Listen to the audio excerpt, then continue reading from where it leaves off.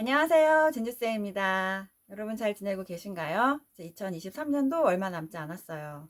제가 요새 23년이 다 가기 전에 이제 마무리해야 될 일들이 좀 많아가지고 원고 작업도 이제 마무리 중이고 해서 요새 너무 좀 피곤했더니 입술이 다 터져가지고 영상을 못 찍고 있었어요. 좀 네, 영상의 예쁜 모습을 좀 담고 싶었는데 그러다 보니까 이제 영상 업로드가 좀 너무 늦어져가지고 오늘은 안 되겠다 해서 카메라를 켰습니다. 자, 우리 지난 영상에서 수학학습에서의 개념학습에 대한 중요성에 대해서 이제 이야기를 하면서 제가 마지막에 다음번 영상에서는 이번 개념학습과 또 연결되어서 킬러 문항에 대한 이야기를 좀 해보겠다라고 미리 공지를 좀 드렸었는데 그래서 오늘 킬러 문항에 대한 이야기를 좀 해보려고 해요. 아직은 우리 목동 진전이 채널을 보고 계시는 학부모님들은 이제 대부분 초등학교 아이들을 두신 학부모님들이어서 아직은 그렇게 입시가 와닿지는 않죠. 수능도 아직은 와닿지 않고 먼 이야기 같고 킬러 문항 하는데 이제 그게 도대체 뭔지 이제 이런 거에 대한 감도 많이 없으신 분들이 많으실 것 같아서 오늘은 간단하게 좀 쉽게 이야기를 설명을 좀 드려볼까 합니다.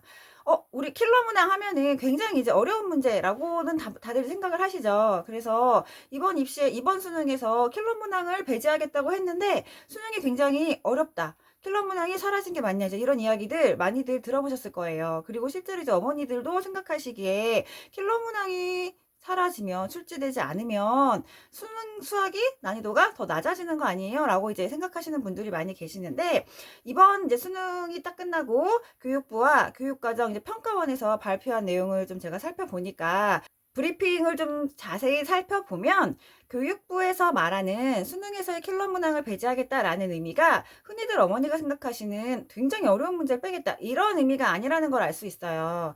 거기에서 이제 어떤 표현을 쓰셨냐면 기존의 사교육을 통해서 문제풀이 기술을 익힌 아이들에게 이제 유리한 킬러 문항을 배제하겠다. 또 교육부에서는 어떻게 얘기했냐면 공교육에서 다르지 않는 부분을 사교육에서 문제풀이 방식으로 배운 아이들이 유리하지 않도록 문제를 출제하겠다. 자, 이런 의미에서의 킬러 문항을 이야기하는 거거든요. 그러니까 실제로 이제 실제 수능에서 그동안에는 공교육에서 다루지 않았던 실제로 어떤 일타 강사나 사교육에서 배웠던 어떤 스킬들을 활용해야지만 풀리는 굉장히 어려운 고난이도의 문제가 한두 문제씩 출제가 됐었죠.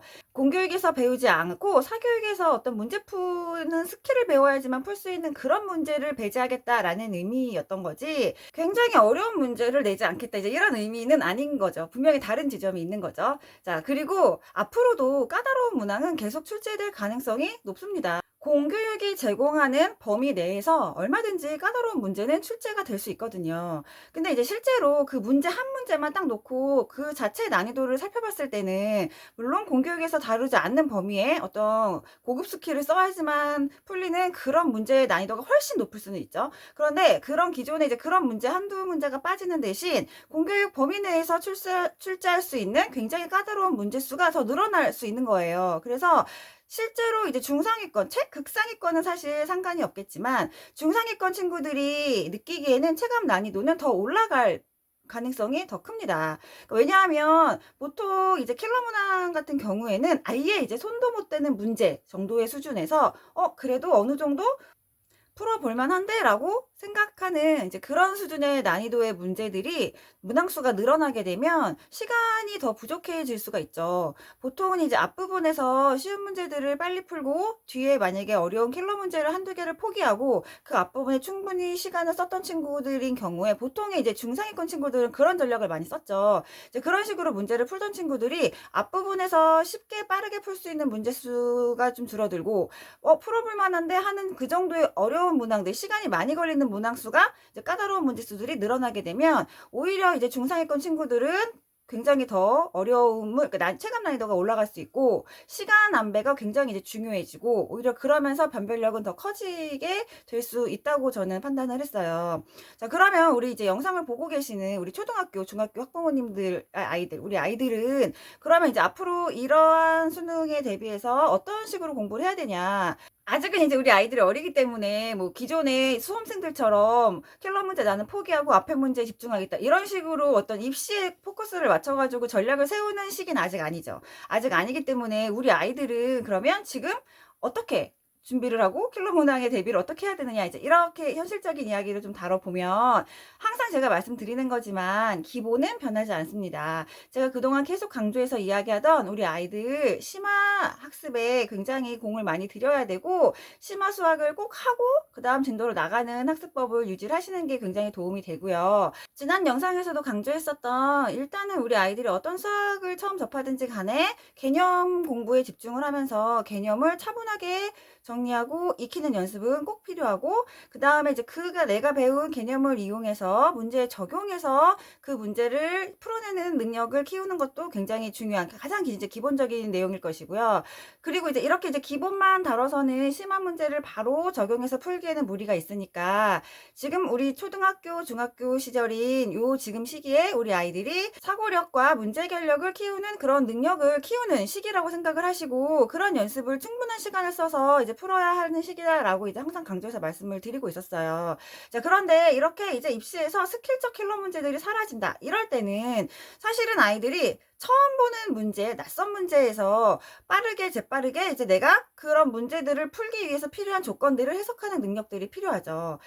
그런 연습들을 하기 위해서는 지금부터라도 어려운 문제를 해결할 때 내가 스스로 풀려고 하는 이제 그런 습관들을 좀 잡게 해주시는 게 필요합니다. 그 선생님의 도움을 받거나 해설지의 도움을 받거나 뭐 엄마가 풀어주신다거나 이런 방법으로 다른 사람이 설명해 주는 걸 내가 그냥 들으면서 이해만 하는 수학학습은 크게 도움이 되지 않고요. 어떤 이제 어려운 문제를 만났어도 시간이 오래 걸리더라도 이제 그 문제를 내가 꼭 내 스스로 문제를 풀어서 답까지 내는 이런 공부 방법을 아이들이 수학학습에 항상 적용을 시켜서 평상시에 이제 그런 공부를 하는 게 좀 필요하고요. 이런 연습들을 할 때 사실은 뭐 기본 문제나 뭐 교과서나 이제 여기에 나와 있는 그런 문제들을 가지고 깊이 사고하고 여러 방면으로 생각해 볼 수 있는 문제는 한정이 되어 있기 때문에, 저는 이제 항상 수학에서는 심화학습을 강조를 하고 있는데, 이제 초등학교 때부터 좀 어렵지만 심화학습을 탄탄하게 하는 습관들을 좀 갖고 우리 아이들이 심화 문제를 본인의 역량이 되는 한 분량을 좀 우리 아이에게 맞춰서 한두 문제씩이라도 꾸준히 연습을 하는 게 가장 중요합니다.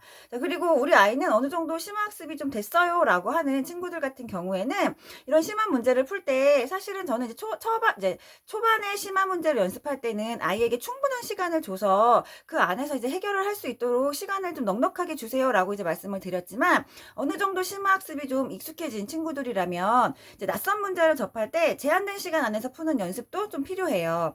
어려운 문제를 만났을 때 내 스스로 이제 빨리 해석을 하고 낯선 문제에 빠르게 적용하는 이제 그런 연습들도 충분히 되어 있으면, 앞으로 이제 입시가 어떻게 바뀔지는 모르지만 어떤 입시가 닥치더라도 아이들이 기본기가 탄탄하면 분명히 좋은 결과가 있을 거라고 생각을 합니다. 자, 우리 오늘 이제 수능에서의 킬러 문항의 의미에 대해서 좀 이야기를 나눠봤고요. 그거에 대처하는 우리 지금 초등학생들, 중학생들의 공부 방법, 그거에 대처하는 우리의 자세에 대해서 좀 이야기를 나눠봤는데요. 자, 도움이 되셨나요? 자, 우리 목동 진주언니 채널은 24년도에도 꾸준히 수학학습에 도움되는 영상들 계속 올려드릴 거고요. 문장계 챌린지를 제가 운영을 하고 있는데, 24년도에는 조금 더 내용을 보강해서 더 탄탄한 구성으로 여러분 앞에 선보이기 위해서 제가 지금 입술이 부르트도록 열심히 구상을 하고 있습니다. 자, 남은 23년 마무리 잘 하시고 저는 새로운 해에 새로운 주제로, 더 좋은 주제로 또 찾아오겠습니다. 감사합니다.